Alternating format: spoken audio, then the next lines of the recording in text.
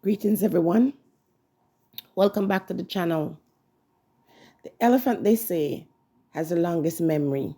If you do something to an elephant, it will never forget. And that's me. So, the idea of forgiveness means a whole different thing to me than it does to a lot of persons. I don't forget. And the idea of forgiving is forgiving myself. I don't forgive people because oftentimes when you're told to forgive is to invite back those demons in your space, and I'm not having it. In this video, I'm going to talk about the premiere of Bob Marley's movie and the controversy surrounding it. But before I do all of that, I want to say that the great Bob Marley was not loved and respected in his own country. Marcus Garvey wasn't. I am sorry, I am not here for the one love story when the one love story was not present when Rastafarians were tossed down a path of hell and destruction. The Rastafarians suffered not just at the hands of politicians, but the hands of regular citizens. So it's kind of hard for me to join the one love story and to make it seem like everything is all right, when to this day, everything is not all right. People are still prejudiced. Now, people seem to appreciate and respect Rasta in today's day. But that's Rasta that goes to the hairdresser, Rasta that always get the lock retwisted and plait up and look girly and pretty. The Rastafarian with the four of locks and, all natural livity, not using Babylon things like toothpaste and, natural, not natural, supernatural things created by people who just want to exploit or people who just want to capitalize on human, frailties. So I'm not joining that. I'm talking first and foremost that to see the premiere and see the caliber of people that show up, uptown people, politicians, everybody coming together and feeling all right to go and watch this. The story of the man who was shot in his country, and you better believe that's political. The story of the man that was once referred to as Dirty Rasta Boy. Hey, I am the one to bring you back to the truth. Okay?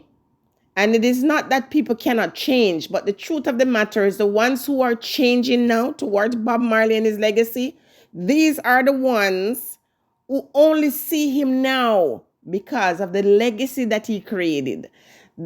Defying the odds, stepping out there and bringing the message to the world. It was not accepted in Jamaica. The nature and the spirit of the beast in Jamaica still exists, where they're prejudiced. They don't appreciate their own until others embrace them. So you kind of have this jaundice behavior towards people of other race, because even though they oppress and they suppress, but they're often the ones to deliver you. They're often the ones to open the gate. Because really, you should look at them as deliverers, but they might open the gate when our people shut the door against us. Okay, so as this movie is, premiering in different parts of the world, I just want to make it clear that Rastafari suffered. And anyone who calls himself Rastafari in this day, they owe a tribute to a man like Bob Marley and others before him who literally laid down like a carpet, a human carpet, and allow others to climb or walk over them. It's upon their shoulder that these freedoms come.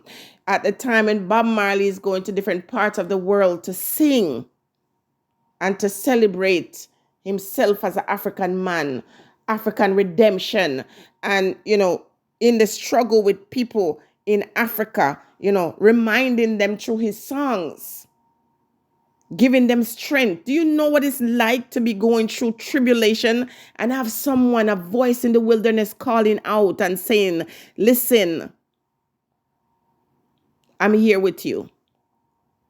The controversy in this movie now comes up with his son Ziggy Marley, saying that he couldn't find anybody in Jamaica to, you know, portray the essence of his father. And so he had to use Kingsley.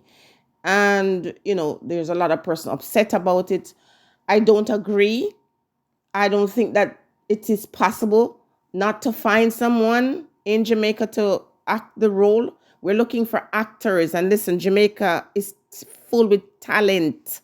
I'm sure that there are people in Jamaica that would have done a fantastic job, but I'm not going to debate. He has his reasons. I don't know who is behind making this final decision, so I'm not going to beat Ziggy. What I'm going to say about Ziggy Marley is a lot of people do not like Ziggy Marley in Jamaica because he presents a kind of image of himself like he doesn't really check for Jamaican people. But I'm going to say if that is true, then maybe the way they dealt with him after his father died, that's where that prejudice come from, or that resentment, because they dealt with him wicked.